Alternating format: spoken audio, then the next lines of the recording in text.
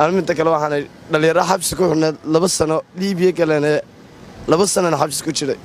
maanta dawladda Soomaaliya darteed ayaan anigu xorriyadda helay aan gaar ahaan hadii aan xagga siyaasadda yara farageliyana rayhaantayda waxaan leeyahay Soomaalida noqoto way Soomaali kala go'aanshaheeda ayaa walaal maanta taana dhigtay aan waxa ka soo jeedaa reer gobolka gobol maamulka Soomaaliland ayaan ugu aan ka soo jeedaa waxa leeyahay sinaanteena ma baahna inaga ayaa u baahan midnimada maanta hadii mid la noqdo dhalinyaro badan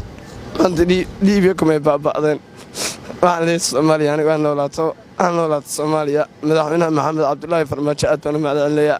isagana runtii walaal naftayda xataa diimaad ilaa u jarban jaraya madaxweynaha waxaan leeyahay Soomaalida ama dhalinyarada khayrkay ku fikiraysaa in ay taariikheed ay dalkooda ka tagaan walaal maanta dalkooda u dhaanta ama wax dhaama ma jiro ana kaygana waan jecelahay